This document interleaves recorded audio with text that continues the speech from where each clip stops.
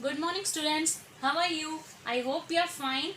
So, yesterday was your exam. I hope you have successfully attempted it without facing any kind of problems. Okay?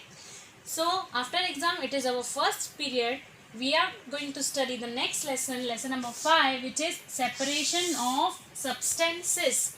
Substances means different substances, and separation means what? To split them. Separate, split. Okay? Isolate or put them apart. Let us take example, tea leaves. When we prepare, your mother prepares tea. What she does, she separates the tea leaves with the help of the strainer from the milk. Okay, and then you can drink the tea. So we are separating the tea leaves. Now next is grains. While harvesting the grains, we split the grains from its stalks. Milk or curd. So if you want milk or curd is churned to separate the butter. If you want butter, so you have to churn the milk or churn the curd, so after that only you can obtain the butter. Next is cotton seeds. So we gin the cotton to separate its seeds from the fiber. Cotton is obtained from the fiber. To separate the cotton seeds from the fiber, we have to use the process of ginning to separate it. Next is dalia or poha. Many of you have eaten dalia or poha as your breakfast. Okay, you may see green chilies in it. Some of you may not eat it because of it is very spicy. So what you do, you pick it up one by one green chilies from the poha or dalia and separate it, and then you can easily eat it. So what are we doing here? We are doing separation. Now mango and guava. Suppose you have a basket full of mangoes and guavas also. You have to separate both of them. So what you will do, first you will take out all the mangoes and put one side, and take out guava and put another side. Likewise you are separating both. But both are big substances, big things. Okay. But when you have a beaker in which you have salt, and plus you also have sand in it. Okay. It is very tiny. Okay, both of them are mixed, salt and sand. Can you even think of separating with your hand salt and sand? No, it is next to impossible to separate both of them. So I hope you understand what is the meaning of separation here. And now we are going to study that why we do the separation, why it is so important to separate the substances.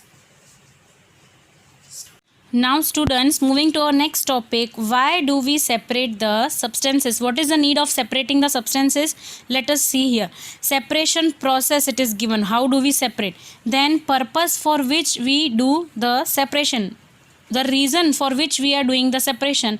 And here it is given, what do we do with the separated components. After separating two components, what is done with the remaining component? It is also given here. So let us start first. Separate stones from the rice.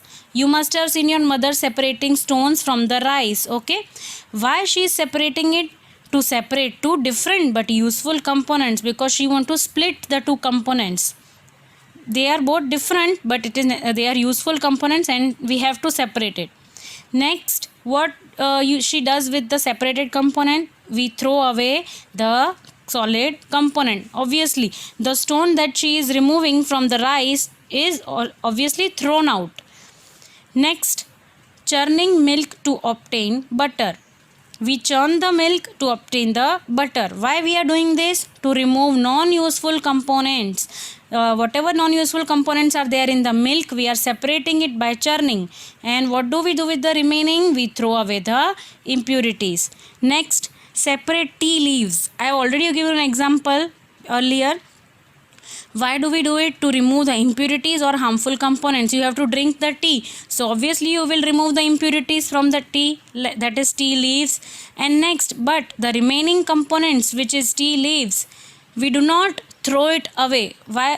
What we use it as? We use it as a manure for growing the plants. Okay, tea leaves is used as a manure for growing the plants. So we can use both the component, the tea we can drink and remaining leaves can be used as a manure. So I hope you understand why we are separating the substances.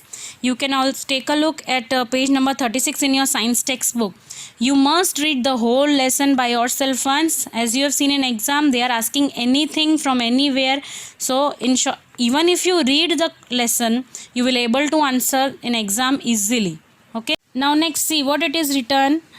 We see that before we use a substance, we need to separate harmful or non-useful substance. If you want to use one substance, then obviously it is important to first separate the non-useful components which is mixed with it. Sometimes we separate even useful components.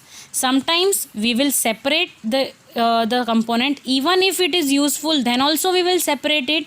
But why? Because if we need to use them separately, like here in example of tea leaves, we separate the tea leaves.